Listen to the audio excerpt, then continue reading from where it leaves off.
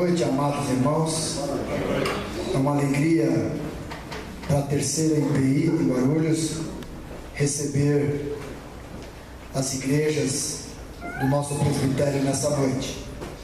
Como temos dito nos nossos encontros, é o terceiro encontro da nossa juventude, juntamente com as coordenadorias de adulto, e a gente está muito feliz com esses encontros, né, porque a gente consegue ter uma programação mensal e a participação de todas as igrejas do presbitério. Então esse aqui é o nosso terceiro encontro, né?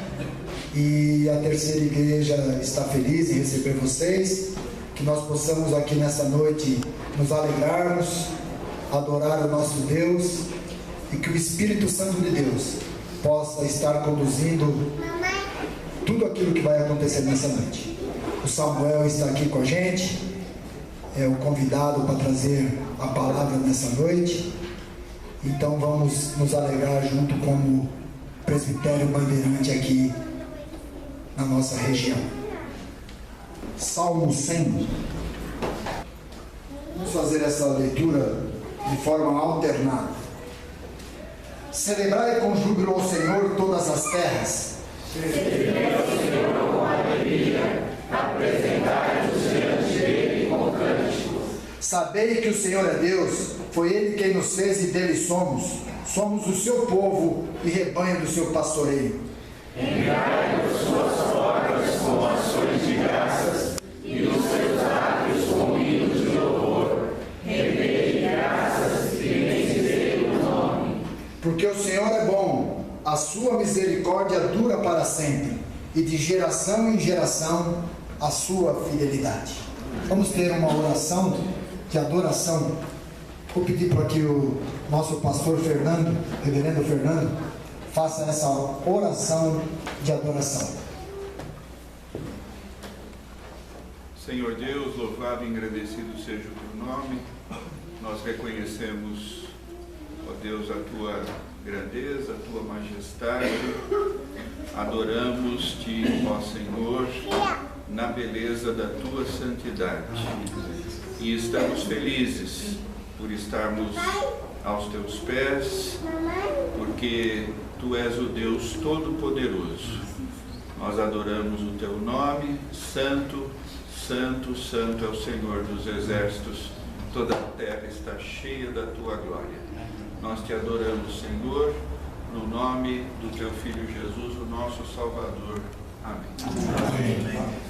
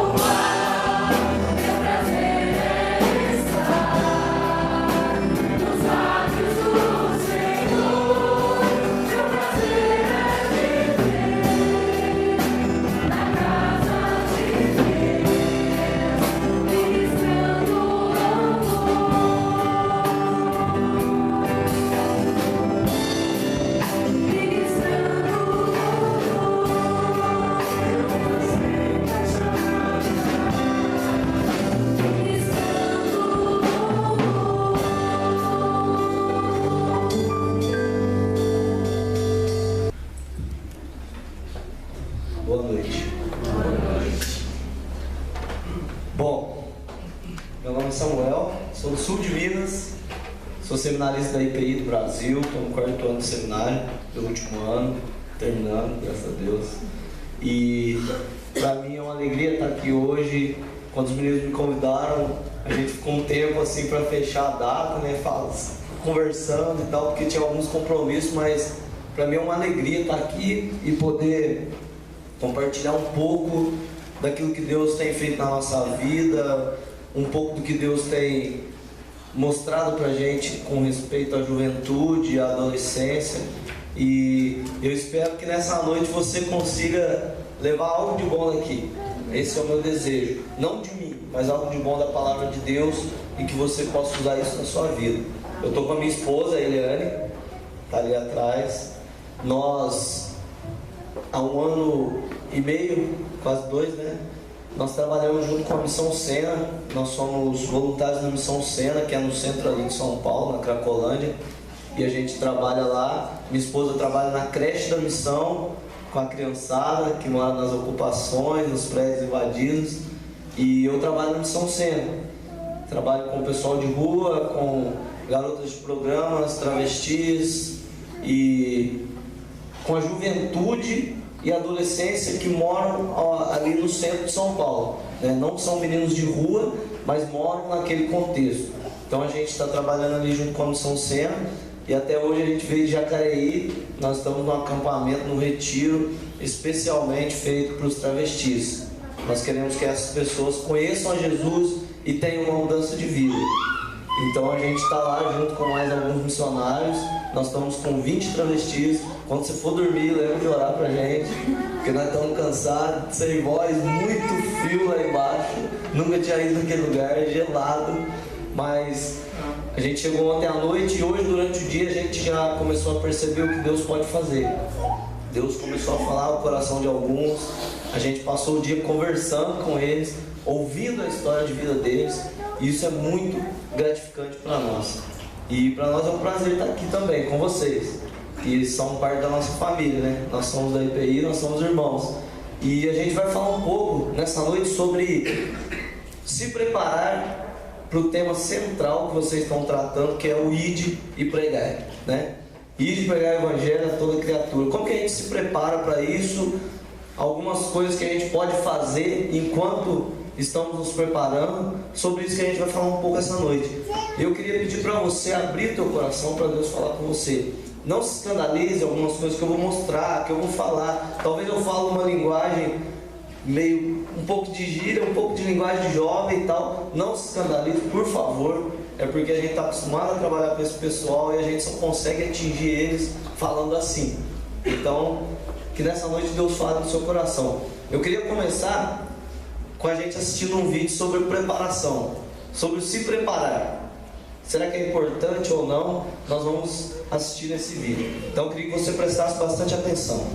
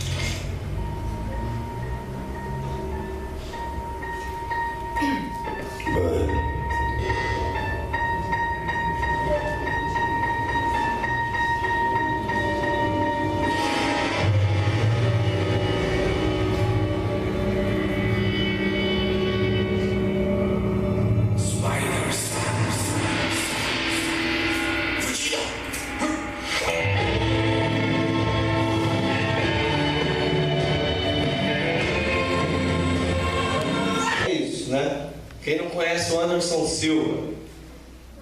E ali passa, é meio exagerado, mas é legal para a gente ter uma ideia do se preparar, né? Ele se prepara para encontrar aquilo que ele queria.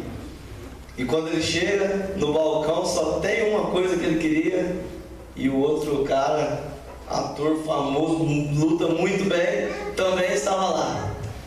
Então os dois pedem a mesma coisa. Então você pode imaginar o que vai dar, né? E a gente viu a preparação dele. E eu vi esse vídeo aí, me mandaram, e eu fiquei pensando, será que a preparação é tão importante, né? O quanto esse cara se prepara para lutar e naquele dia deu errado, né?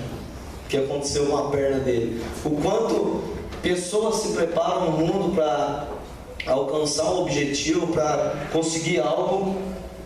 E para a gente falar hoje um pouco aqui, né? Hoje nós vivemos num mundo de preparações, nos preparamos para tudo, nos preparamos para entrar no emprego, para concorrer a uma vaga de emprego, temos que fazer um curso na área que a gente quer trabalhar, temos que correr atrás, temos que ter um currículo bom, né? Nos preparamos para entrar na faculdade, corremos atrás, fazemos cursinhos, fazemos a prova, temos que passar no vestibular para entrar numa boa faculdade. E analisando a questão da juventude e da adolescência, o quanto nós nos preparamos para sairmos da pré-adolescente para a adolescência, para a puberdade, né? Nos preparamos para sair da adolescência para a juventude.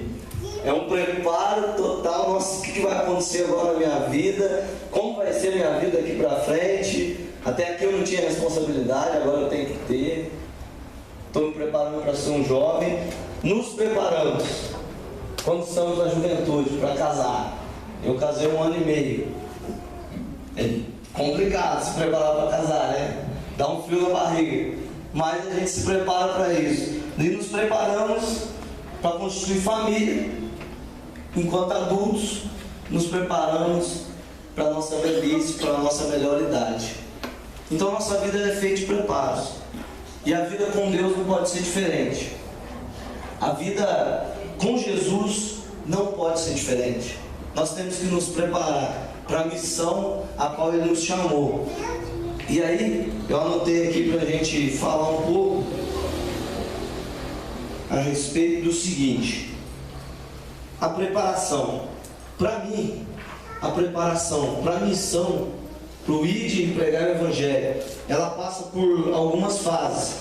E daí eu queria mostrar para você 3 fases que eu acredito que a preparação passa, e eu queria que você acompanhasse comigo. A primeira fase que a preparação para o ir e pregar o Evangelho passa é essa fase, a fase da teoria. Nós nos preparamos na faculdade. Onde eu estou me preparando para ser talvez um pastor.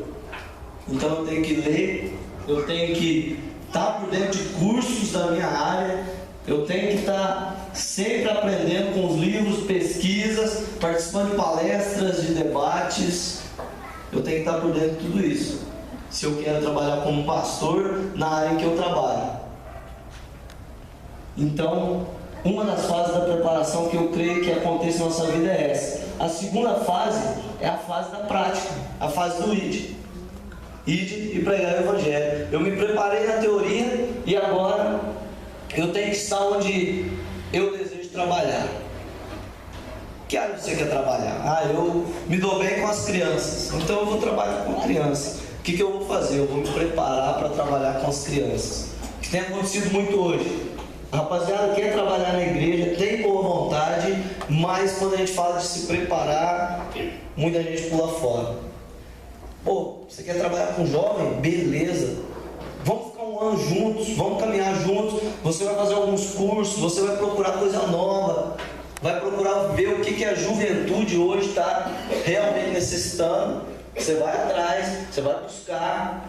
Mas daí quando você fala isso, muita gente pula fora. O pessoal não quer se preparar. E a fase do ID, a fase da prática, você tem que estar na área que você foi vocacionado para atuar, para trabalhar, né, no caso, e botar a mão na massa.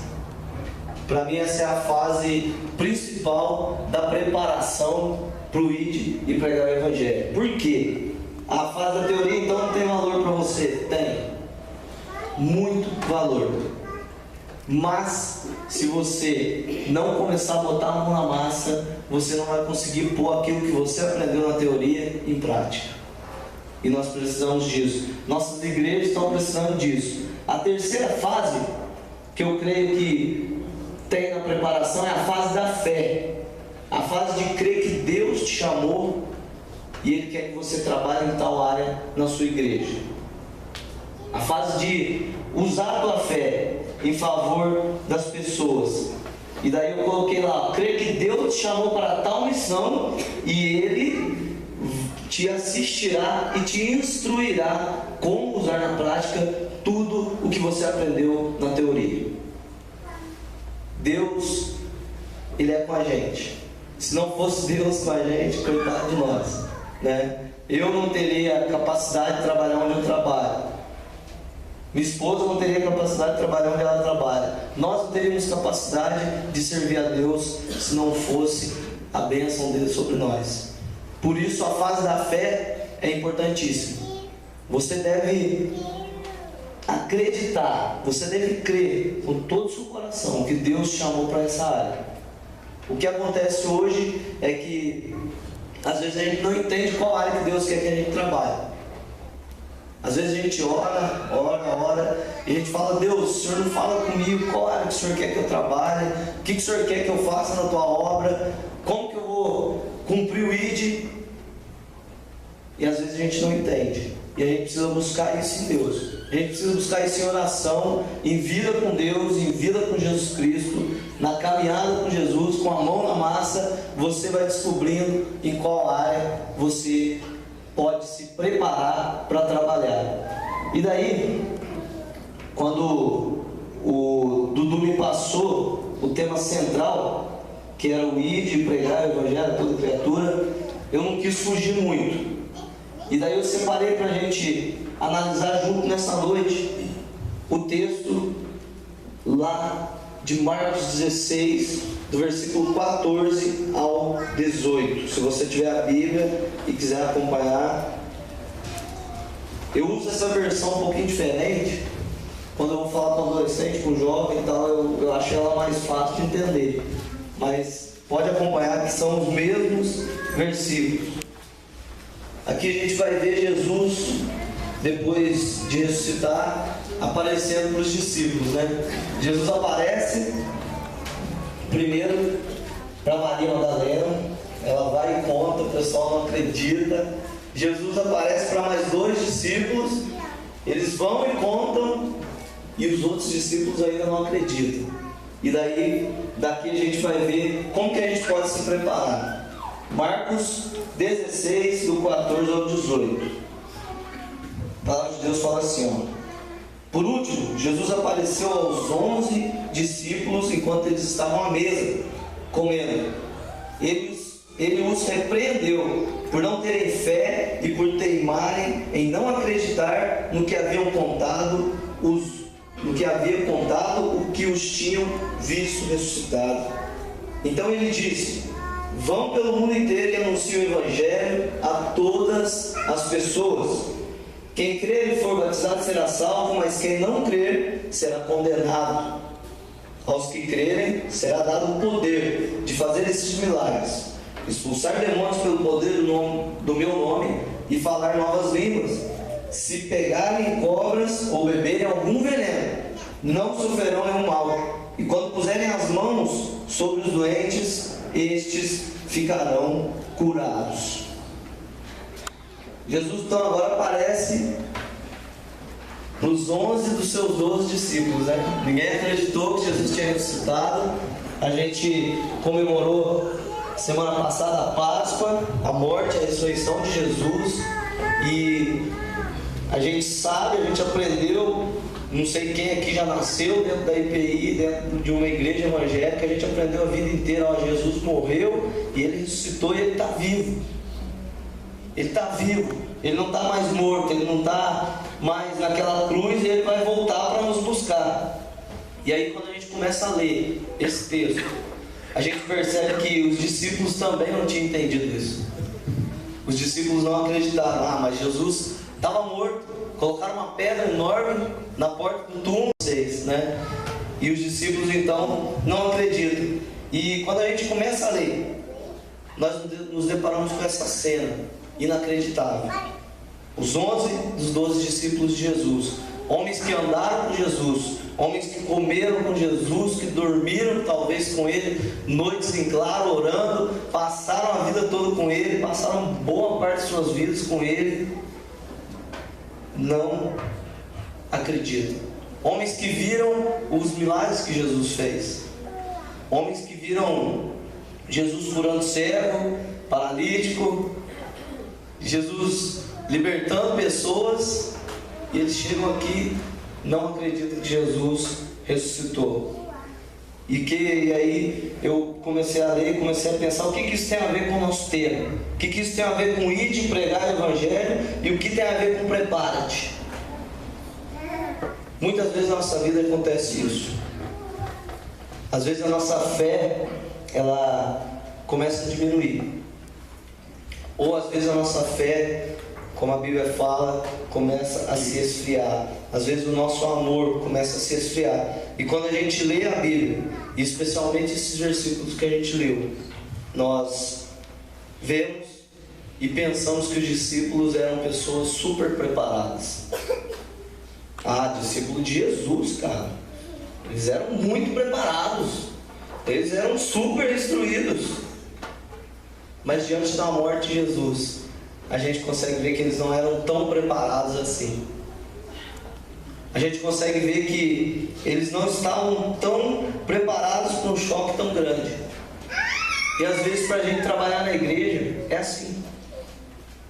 Nós não estamos preparados para um choque muito grande na juventude e na adolescência. A igreja em si não está preparada ainda. Mesmo aqueles homens tendo o melhor professor que eles podiam ter, mesmo aqueles caras tendo o melhor mestre que eles podiam ter, eles ainda não estavam totalmente preparados. E aí Jesus vem então e começa a repreender aqueles caras. Ele começa a falar, talvez imaginando assim, Jesus falando, fala: meu, você não estava aquele dia que o cara pediu para enxergar e eu passei lá o barro no rosto dele e fiz uma oração por ele e ele enxergou? Como você fala que eu não posso ressuscitar? Como você duvidou disso? Jesus falando, né, talvez, não sei, eu não sou palmeirense, não sou corintiano, não sou nada disso, viu, gente? Talvez Jesus falando, né, você não viu aquele dia que eu orei para aquele homem que estava com muitos demônios, tirei os corintianos dele, mandei para os palmeirenses e morreu todo mundo lá no precipício. Talvez Jesus falava assim, né? Falava: pô, cara, você andou comigo a vida inteira e agora você está duvidando de mim. Aqueles homens não estavam preparados para esse choque tão grande de Jesus ter morrido e ressuscitado. E às vezes nós não estamos preparados como aquele povo não estava. E daí eu separei algumas coisinhas para a gente analisar junto sobre o nosso preparo-te. Quantos aqui nasceram na IPI do Brasil? Levanta a mão, deixa eu ver. Quantos nasceram numa igreja evangélica? A maioria. Ainda bem. Ainda bem, Dudu, que eu não vou apanhar quando for sair daqui. Às vezes a maioria de nós conhecemos a Jesus bem cedo, quando criança, né? Eu me lembro que quando eu conheci Jesus, eu estava ajudando a minha mãe a passar o escovão no chão, né? Hoje nem existe isso, mano. Aquele negócio pesadão, a minha mãe ouvindo uns hinos lá e pá. E eu conheci a Jesus. A maioria de nós foi assim. A maioria de nós cresceu dentro da igreja, ouvindo as melhores mensagens do ID, pregar o Evangelho. A maioria de nós passamos o maior tempo possível dentro da igreja. A maioria de nós passou o maior tempo da nossa vida em conferências missionárias, em encontros de jovens, adolescentes, adultos, coordenadoria de adulto, coordenadoria de jovem, fazendo vários planos, trabalhando muito. A maioria de nós fez isso. Mas às vezes, a maioria de nós não estamos preparados ainda para o ID e pregar o Evangelho. Por que eu estou falando isso? Ah, você está falando porque você já trabalha nessa área. Não. Porque quando eu comecei a trabalhar também, eu tomei um choque muito grande. Eu comecei trabalhando lá em Minas, com jovem adolescente, à margem da sociedade, meninos que estavam presos, meninos que cometiam crimes, iam presos e eram menores e o juiz não podia mantê-los presos. Então eu e o pastor tivemos uma ideia, falamos, vamos fazer alguma coisa com esses meninos, vamos fazer um projeto. Vamos fazer um projeto. Meu, se fosse tão fácil assim, todo mundo tinha um projeto. A gente começou, tinha de dar vontade de falar, molecada, vai embora, continua roubando e matando, porque nós não damos conta. Nós não sabemos trabalhar com vocês. Nós não temos capacidade para fazer isso. Quando eu comecei, meu primeiro trabalho como morador de rua foi na minha cidade. Um cara morava na rua da nossa cidade e esse cara bebia muito, ele chama Genésio. E assim que eu comecei a caminhar com Jesus de verdade, porque eu brincava de vez em quando de andar com Jesus, e assim que eu comecei, eu falei, eu entro nessa parada aí de Jesus, para valer eu não vou entrar. Eu era muito marrento, né? Eu falava, mas se for para mim na igreja eu vou, mas se for só para ficar lá eu tô fora. E quando eu comecei a caminhar com Jesus, Jesus falou, você é bonzão? Então beleza, vamos ver se você está preparado. Eu virei a esquina da casa da minha mãe, eu tinha um Fusca, cara, muito feio, azul, com os vidros azul, todo marrento, rebaixado, todo barulhento. E eu virei a esquina da casa da minha mãe, esse cara estava dormindo na esquina. E eu me lembro que eu passei, estava eu e a Eliane, a gente passou por ele, e eu andando assim na avenida, e veio um negócio no meu coração, falou, volta e conversa com aquele morador de rua lá. E eu falei, essa é coisa minha, é coisa de louco, né? Estou começando a andar com Jesus agora, pá, vai ver que eu bebi muita pinga antes e eu estou ficando louco, barrido. E eu não voltei. E eu passei a rodoviária da cidade e aquilo veio de novo no meu coração e falou, volta e conversa com aquele cara. E eu voltei, falei, Leandro, vamos voltar lá? Vamos. E a gente voltou, era o tempo de frio, lá é muito gelado. E a gente voltou e tinha uma coberta dentro do meu carro. Aí eu falei, parei e falei, nem sabia conversar com o cara, falei, e aí, pingaiada, como é que é? Você vai ficar dormindo aí na rua, fazer desse jeito, cara? Como se o cara tivesse escolha. Eu disse, eu durmo aqui porque eu não tenho pra onde ir, rapaz. Tal, falando assim. E daí eu comecei a conversar com ele. Eu comecei a ouvir aquele homem e eu comecei a orar com ele. Falei, eu posso orar com você? Ele falou, pode. Só que aí eu lembrei daquele texto, se não me engano, em 1 João, que fala assim, se você tem um recurso e você vê o seu irmão passando necessidade e você não faz nada por ele, como você pode falar que é um Deus? E eu tinha uma coberta no meu carro, eu estava com uma blusa quentinha, a Eliane com uma blusa quentinha, pá, tinha comida na minha casa, tinha um fusquinha para andar. E eu orei para aquele homem e eu falei, eu vou embora. Virei o carro e fui embora, deixei ele lá no frio e fui embora.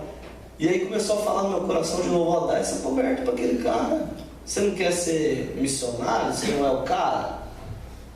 Eu falei, eu tô ficando louco, esses negócios falando comigo, eu não tô normal, eu vou procurar um médico, né? Amanhã eu pedi pra minha mãe arrumar um médico, eu não tô normal. E eu voltei lá, eu cheguei e falei, Genésio, vou pôr a coberta aqui pra você e tal, pus a coberta nele, eu me lembro que ele estava deitado na calçada com as pernas lá na avenida. E lá de vez em quando a gente fazia uns rachos, né, na avenida, então eu conheço a avenida. E aí o que aconteceu com esse cara? Resumindo, cobrimos esse cara, fomos embora. De madrugada meu celular tocou, uma tia minha ligou e falou, você não viu o que aconteceu aí perto da sua casa aí? Eu falei, não. Os caras estavam tirando um racho aí, passaram em cima do mendigo. Nossa, eu já gelei assim e falei, meu Deus, é o Genésio. Eu comecei a chorar. Eu fiquei desesperado, falei, eu vou matar esse cara, ó crente, vou matar esse cara que passou em cima dele. Eu fiquei desesperado, eu comecei a chorar e eu falava, Deus, não deixa aquele cara morrer. Ele precisa conhecer o Senhor, mas ontem ele estava muito tonto, ele vai lembrar do que eu falei. E no outro dia de manhã, eu fui no hospital, ver se ele estava morto ou se ele estava no hospital. Esse cara estava vivo. E aí o enfermeiro falou assim, ele está amarrado na cama, porque ele está delirando muito e tal. Mas se você quiser entrar lá, todo mundo tinha medo.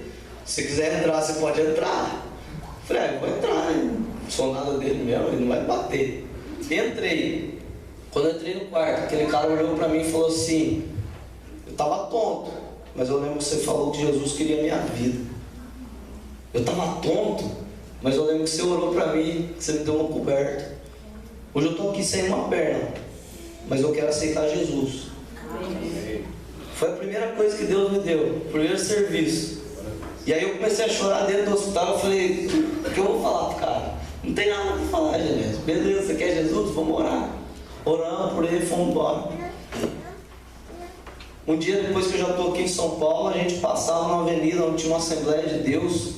Eu vi um cara de muleta entrando de terno e se casando. Eu falei, Leandro, eu não acredito, vamos parar para nós ver. Paramos, se era o Genésio, estava casando. O Genésio hoje tem a família, tem filhos, tem a casa dele. Não tem uma perna, mas tem uma perna mecânica. E toda vez que eu encontro com ele, eu falo, e aí, Genésio? Pô, lembra aquele dia, cara? Eu tô gordão hoje, pá. Eu não estava preparado.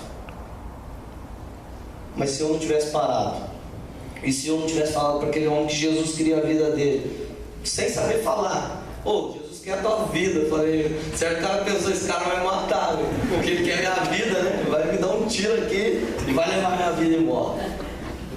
Eu não estava preparado, mas eu fiz aquilo. E ali eu comecei o meu trabalho. Já fomos ameaçados um monte de vezes por bandido. A gente vai na cadeia, faz culto, põe telão, leva pipoca. E depois o cara liga e fala, vocês tiraram os moleques lá, nós vamos matar vocês. Fala, mano, onde você comeu minha pipoca vai me matar. Tá de sacanagem, né? Falar, beleza. Fazer o quê? Não tem o que fazer, né? Se você quer matar, mata. E Deus tem ensinado pra gente como lidar com esse pessoal.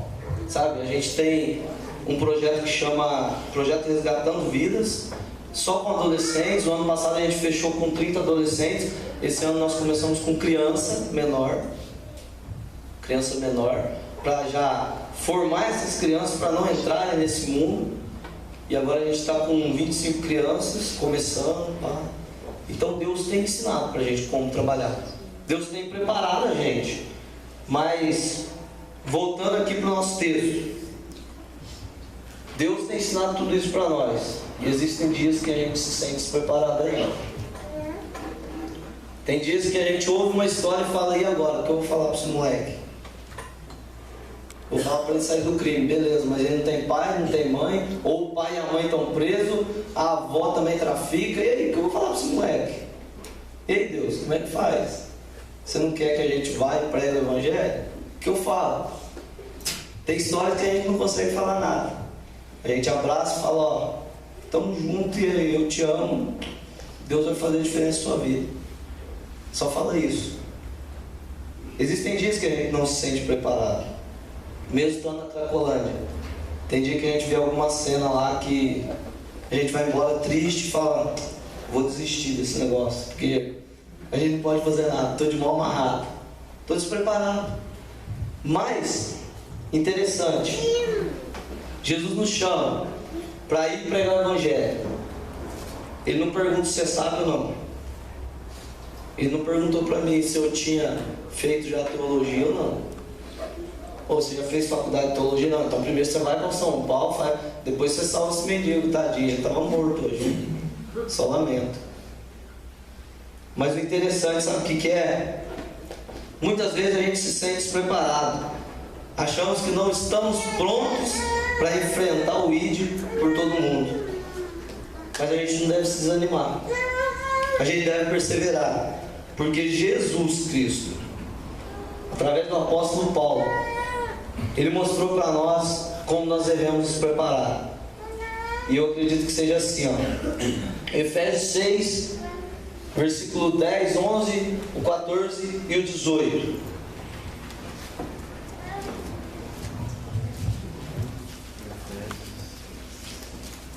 Aqui a gente vai ver o apóstolo Paulo falando um pouco de como a gente se prepara para enfrentar o mundão e pregar a palavra de salvação. Como você pode se preparar para fazer a diferença no seu bairro. como você pode se preparar para fazer a diferença na sua igreja. Talvez a nossa igreja precise de gente para trabalhar com criança e a gente não tem. A gente tem que ficar mendigando. Pô, onde que eu vou achar uma pessoa? Vou lá na outra igreja achar uma pessoa lá, trazer para cá, porque ninguém se dispõe. Ou não tem ninguém para trabalhar com adolescente. Vou lá no outro lado buscar e trazer para cá. Jesus ensina para a gente como a gente pode se preparar. Quer ver como é que é? Ó? Versículo 10. Para terminar, tornem-se cada vez mais fortes, vivendo unidos com o Senhor e recebendo a força do seu grande poder. Vistam-se com toda a armadura que Deus dá a vocês para ficarem firmes contra as armadilhas do diabo. Primeira coisa que a gente pode aprender aqui com Paulo é o seguinte: o prepare-se, tornando-se mais forte. Isso é interessante, sabe por quê? Nós precisamos estar unidos com Deus.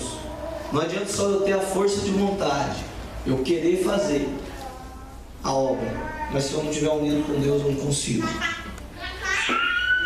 Nós por nós mesmos não conseguimos, não temos força.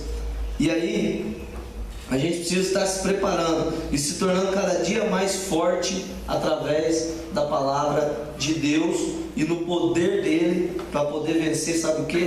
Talvez o medo, talvez a falta de vontade, para vencer talvez a indisposição, a desesperança e o desamor.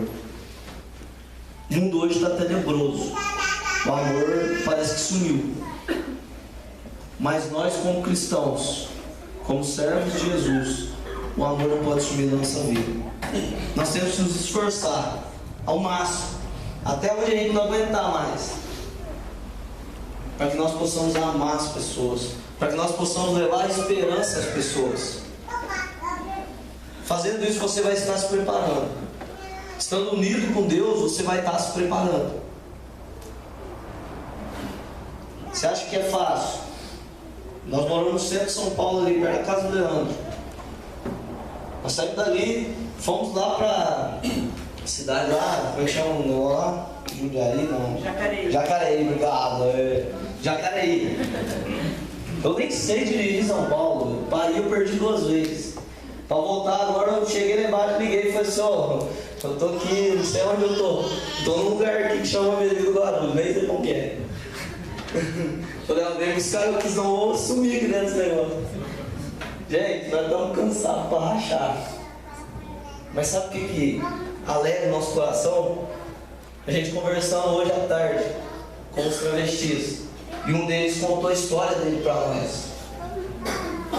Esse cara morou na Europa, em quase todos os países. Esse cara quase foi morto na Europa. E ele contando que ele tomou 3 tiros assim nessa região e ele tinha silicone. Os tiros perfuraram ele tirou a prótese de silicone na casa dele, as 2. Tirou as balas na casa dele, porque ele era clandestino, não podia chamar nem a polícia, muito menos o hospital. E ele contando tudo isso. E aí a gente começou a falar: ó, sabe por que você está vivo? Porque Deus tem um plano para a vida, filho. Já era para você estar no caixão.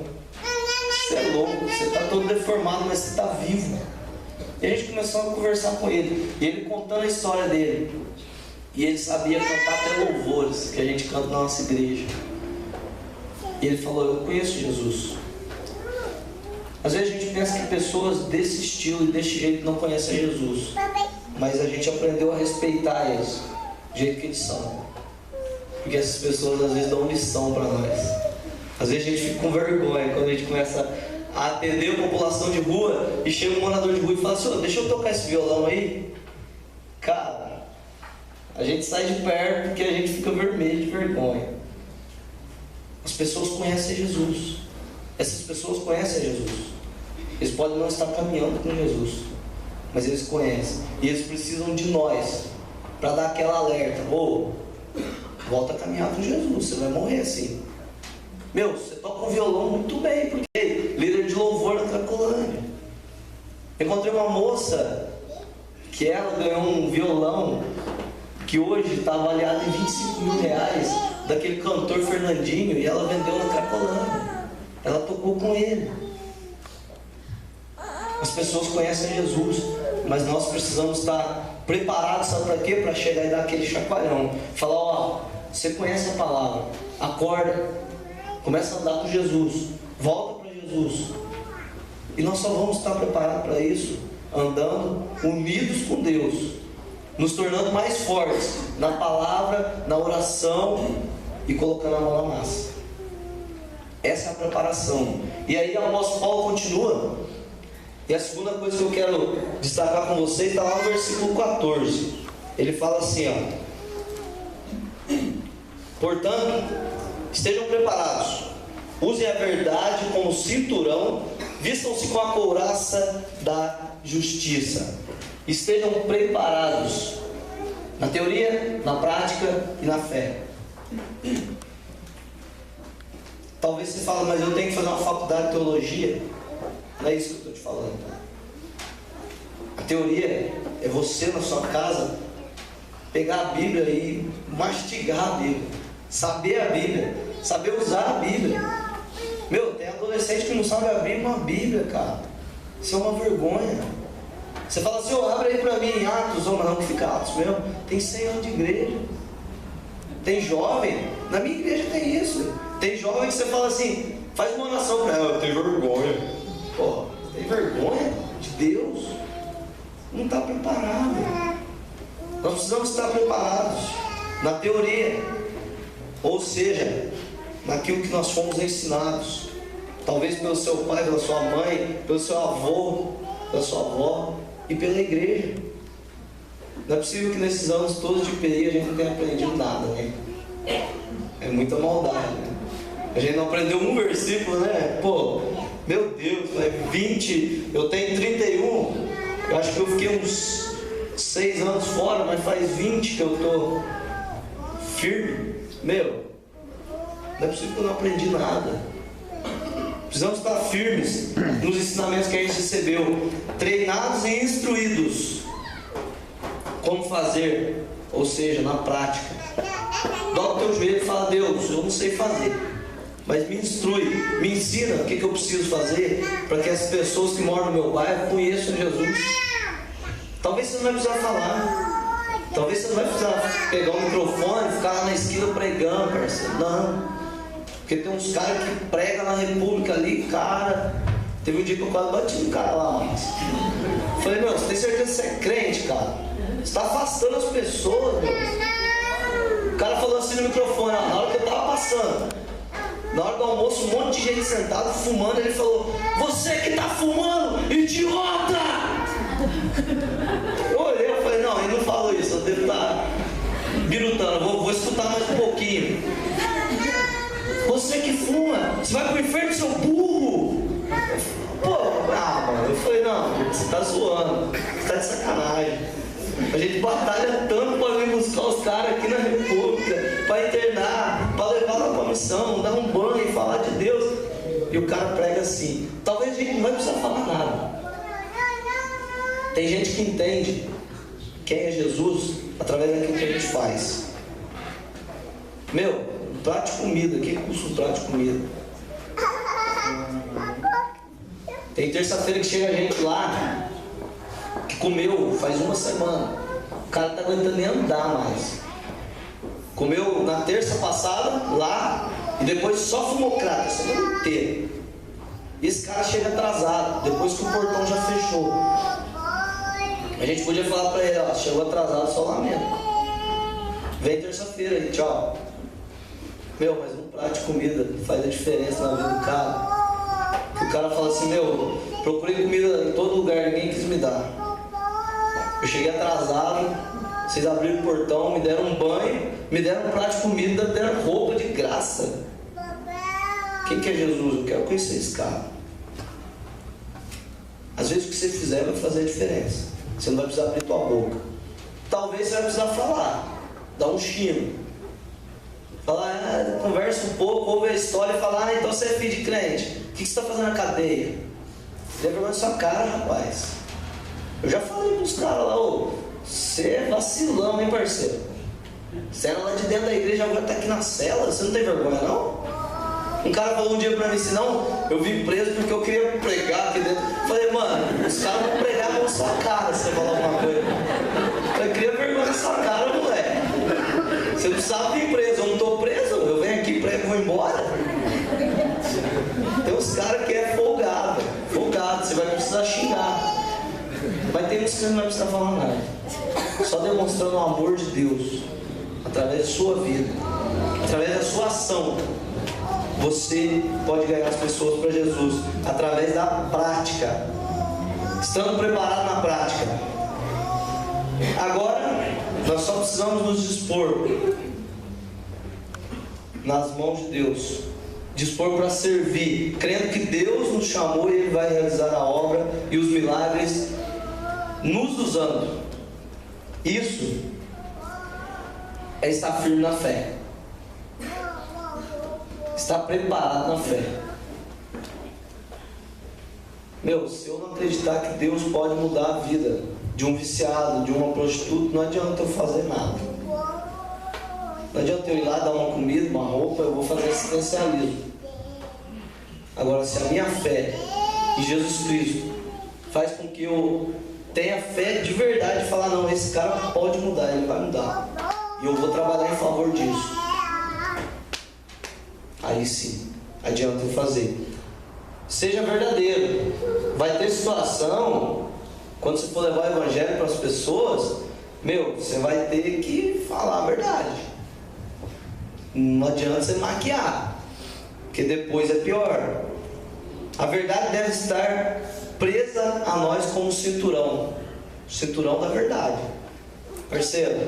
Tá, você quer continuar na vida que você está? Beleza, é sua escolha. Mas Deus pode mudar a tua história. Se você continuar, a Bíblia fala que há caminhos para o homem que é caminho de morte. Me desculpe, você vai morrer sem Jesus. E aí é sofrimento eterno. A verdade dói, mas liberta. Tem um cara que canta rap que fala isso, um amigo nosso. A verdade dói, mas liberta. Às vezes vai ter pessoas que você vai precisar falar a verdade. Tem um primo meu lá que ele invernou no crack, lá em Minas Gerais. E esse cara começou a dar um show na casa dele. Roubava a mãe dele. O cara roubou até picanha na geladeira uma vez e vendeu para comprar um crack. Aí um dia minha tia falou, eu não aguento mais não, interna esse cara aí. Eu falei, vou internar, pode deixa comigo. Arrumei a internação para ele aqui, Francisco Morato. Eu falei, vem pra cá, você vai internar. Esse cara ficou uma semana na casa de recuperação. Aí o cara ligou pra mim e falou, teu primo quer ir embora. Eu falei, beleza, mano, ele vem a pé. Aí ele pegou o telefone e falou, você vai fazer isso comigo? Você me trouxe de Minas? Eu falei, parceiro, deixa eu falar uma coisa pra você. Você é meu primo, você é do meu sangue. Eu tô muito triste de ver você nessa situação, mas o problema é seu. Eu não te pedi para entrar no crack, você escolheu entrar no crack e agora você está tendo oportunidade e não quer, então beleza. Você tem dinheiro? Não tem, então vem a pé. Vai até Machado a pé. O cara pôs ele no trem lá, ele ficou mais de 2 horas no trem para chegar em São Paulo. Chegou e falou assim, você tá louco, rapaz, esse negócio é no fim do mundo. Eu falei, paga as suas consequências, filho. Você não está lá roubando sua mãe, fazendo mal. Hoje esse cara não está bem tranquilinho. Eu acho que faz uns 3 meses que ele não usa nada. Mas eu tive que dar uma prensada, tive que dar uma dura. Falei, e se você voltar lá e continuar roubando sua mãe, eu vou te levar na polícia. Se a sua mãe te leva, eu te levo. Porque nós já te demos a chance. Vai ter situação, você vai ter que ser verdadeiro, mesmo que for na sua família, mesmo que doer. Você acha que não dói falar isso com um primo? Falar, irmão. Um dia os caras ligou pra mim do bairro e falou, vamos matar seu primo aqui em cima, tá? O dia que ele vier aqui trocar coisa do seu tio aqui, nós vamos matar ele. Ele tinha trocado todas as ferramentas do meu tio, que é pedreiro, em troco do crack. Aí eu falei, beleza. O dia que ele for, ele pode dar uns tapas na cara dele mesmo, não liga não, mas não mata não. E cheguei pra ele e falei, você vai morrer, parceiro. Sabe por quê? Porque as chances estão na tua mão e você não quer. E os caras já falaram que vão te fuzilar. Ele falou assim, como é que você sabe disso? Eu falei, eu trabalho na cadeia, né, filho? Eu sei de tudo dos caras. Só que se você não tomar juízo na sua casa. O cara é 35 anos de idade, meu. Quando você vai criar juízo? Sua filha nasceu. Quem vai criar sua filha? É a rua? É a sua mãe? Cria vergonha. Vai ter dia que você vai ter que falar a verdade, que dói, mas liberta. E as pessoas vão um dia te agradecer por isso. Teve um cara que estava numa boca de fumo comprando crack um dia. Eu cheguei para orar com os caras lá da boca, meus amigos. E esse cara é da igreja, meu. O cara tinha ido na igreja, estava firme na igreja. E aí ele chegou e veio zombar de mim, né? Ele falou assim: ah, pastorzinho aí, ora por nós aí, pastorzinho.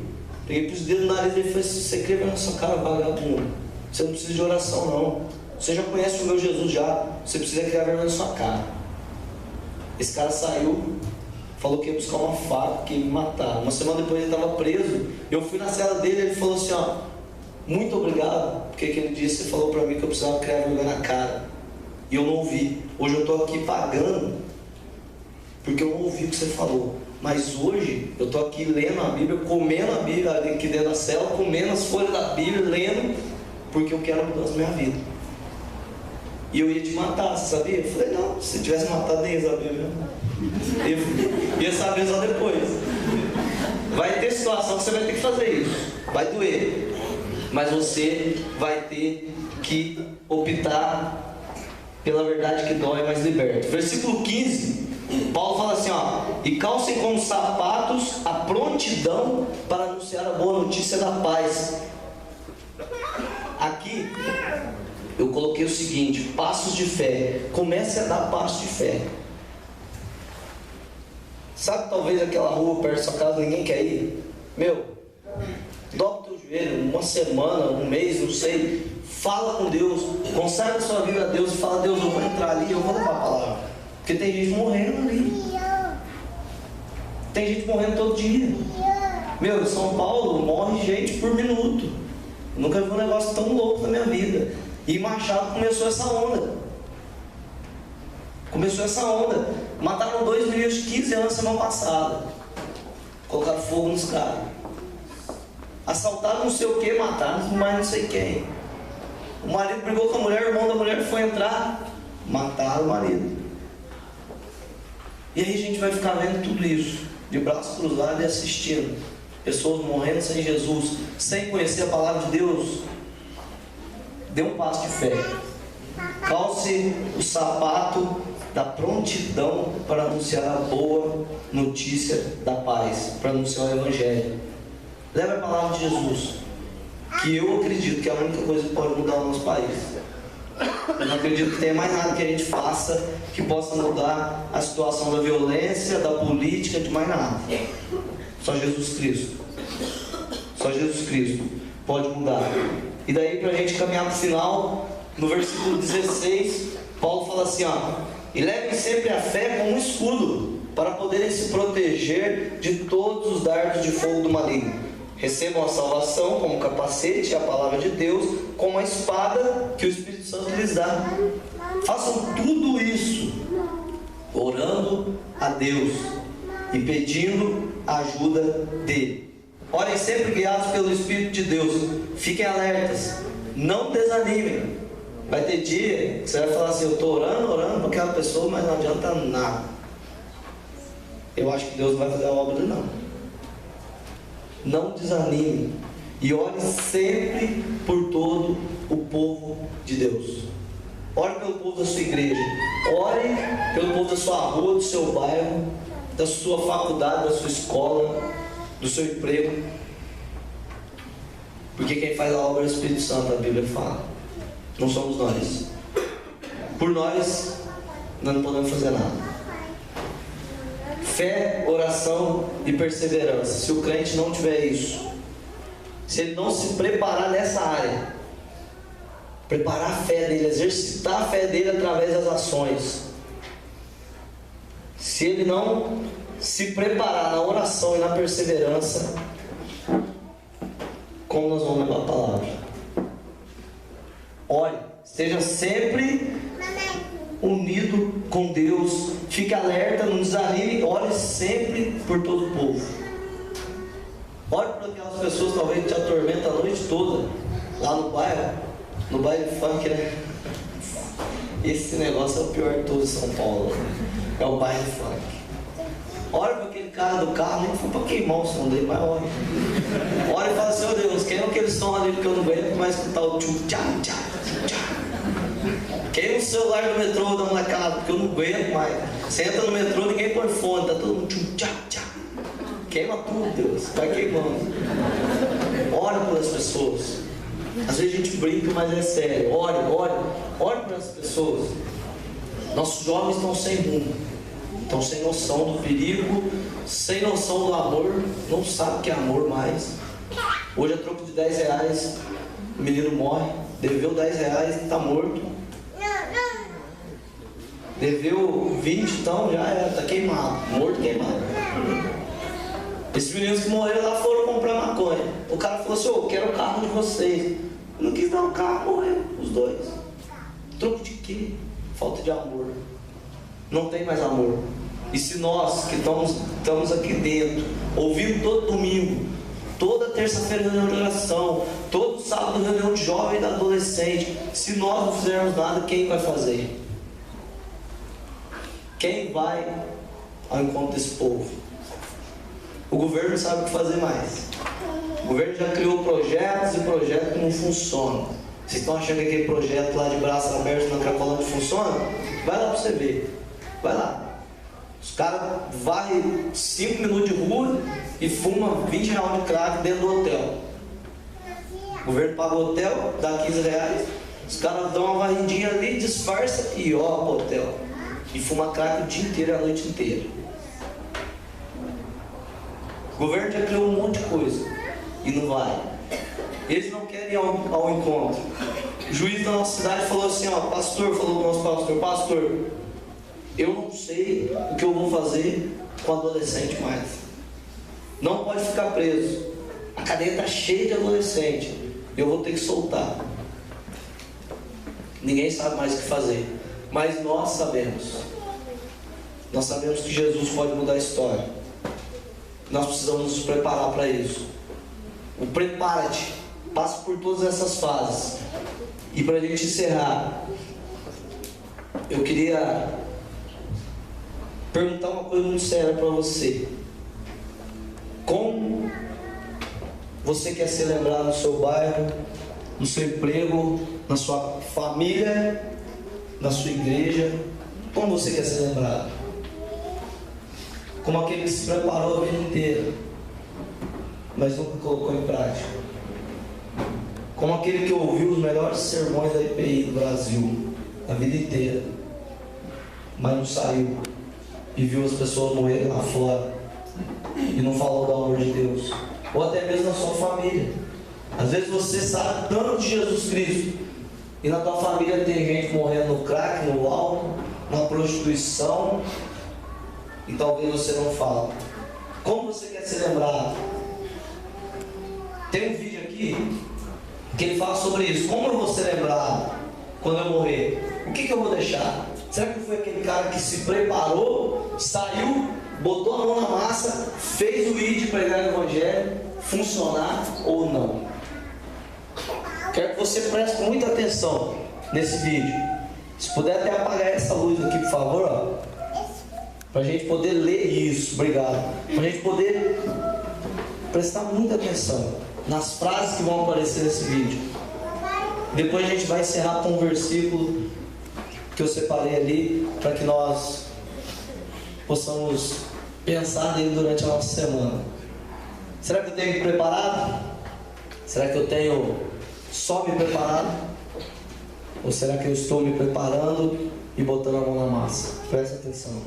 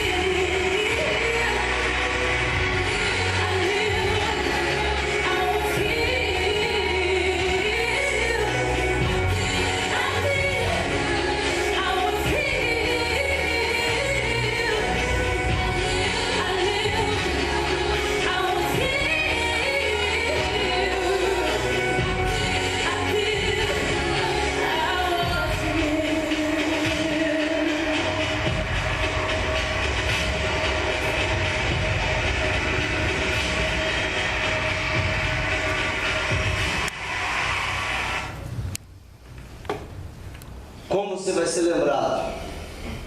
Como a nossa igreja vai ser lembrada? Nós estivemos no mundo, nós fizemos a diferença. Você pode fazer isso, eu acredito. Você tem preparo para isso, eu acredito. Você pode servir o teu próximo e sem sensacionalismo. Talvez você não precise ir na Cracolândia, talvez você não precise trabalhar com travesti. Talvez você precise trabalhar com aquele cara do lado da sua casa que está bebendo e acabando com a família. Talvez aquela mulher que está se vendendo do lado da sua casa e tem os filhos para criar e passa necessidade, talvez é lá que Jesus te quer. Eu acredito que o jovem pode fazer isso. Eu acredito que nossos jovens têm preparo o suficiente para fazer isso. Você pode ser a diferença. Você está preparado. E você talvez que entrou aqui hoje ainda não está preparado. Se prepare, porque Deus quer usar a tua vida. Se prepare, busque ler a palavra de Deus, busque entendimento de Deus, para trabalhar em favor do reino dele. E sabe por que eu acredito que o jovem pode? Porque lá em 1 João, capítulo 2, versículo 13 e 14, olha o que fala: jovens, escreva vocês, porque vocês têm vencido o maligno. Escreva vocês, jovens, porque são fortes. A mensagem de Deus vive em vocês, e vocês venceram o maligno. Deus quer usar a sua vida. Basta você se dispor nas mãos dele. Basta você falar: Deus, eu estou preparado, ou eu estou me preparando, mas eu quero botar a mão na massa e fazer a tua obra e fazer o teu nome conhecido. E ele vai usar a tua vida em nome de Jesus. Amém? Amém. Pastor, para orar para a gente? Eu não sou pastor, mas sou presbítero. Vem para cá, presbítero. Galera, muito obrigado. Que Deus abençoe a vida de vocês. Outro dia a gente pode falar sobre a missão. E eu queria deixar um desafio. Talvez você ainda não descobriu onde que Deus quer te usar. Se você quiser visitar a missão, nós temos trabalho de segunda a domingo. Nem é a sexta, é domingo. De domingo a domingo. Se você quiser ir visitar a creche, dá uma chegadinha lá na missão. Fica lá na rua General Couto de Magalhães, lá na Cracolândia. Você chegou ali e falou assim: onde é a Casa Amarela? Chega da Estação da Luz e fala: onde que é a Casa Amarela? Todo mundo conhece. Se você perguntar ali para as meninas que faz programa, elas falam assim: ah, lá tem um chá, lá da hora e tal, é ali, ó, pá. A gente trabalha na segunda, a gente vai para a Cracolândia, faz evangelismo, convida. A gente na terça dá o banho, dá comida e tal. Na quarta a gente vai para a rua de novo, fazer evangelismo de rua, visita os prédios, as ocupações, visita os travestis, as garotas de programa. A gente faz chá para elas, faz jantar. A gente tem muito trabalho e a gente precisa muito de ajuda. Sozinhos nós não conseguimos. E nós precisamos de você. Se você quiser fazer uma visita, fica o convite o dia que você quiser. Não precisa nem avisar, pode chegar lá e falar: ah, eu sou da IPI e tal, eu vim fazer uma visita aqui. O seminarista falou lá na igreja, eu vim visitar. Vai ser uma bênção receber vocês lá. Muito obrigado pela paciência de ouvir a gente. Muito obrigado pelo convite. Valeu, que Deus abençoe. Espero que eu tenha falado o que você esperava. Obrigado, viu, Lulu? Vamos orar? Ora para nós. Pedir para a igreja ficar em pé. Ó Deus, estamos felizes, alegres, porque a tua palavra foi dita, foi abençoada no nosso meio. Ó Senhor, que esse despertamento dado aqui nesta noite possa mexer aos nossos corações. Que teu Santo Espírito, Senhor, o que ele nos mostrou aqui, a perseverança, a dedicação, a missão do ID, Senhor, está sendo lançada, Senhor. Que nós possamos jogar as redes, ó Senhor, e pescar homens, mulheres doentes, crianças doentes. Ó Senhor, que teu Santo Espírito possa, Senhor, nos incomodar e que nós possamos ser uma igreja viva, eficaz, uma igreja amorosa, Senhor. Obrigado pela vida do Samuel, Senhor, por esse testemunho, por essa dedicação, por esse ministério tão bonito, Senhor. Abençoe, Senhor, o trabalho dessa missão. Ó Senhor, que o Senhor possa estar ali cuidando, Senhor, de cada pessoa envolvida nesse trabalho, Senhor. E que nós possamos sair daqui, Senhor, pensando na história que nós estamos deixando ser escrita através de Ti, Senhor, para o amor ao nosso próximo, ao semelhante, Senhor. Ó Senhor, fica conosco, dirige os nossos passos, conduza a nossa caminhada de fé, Senhor. Nós oramos em nome do Senhor Jesus. Amém. Amém.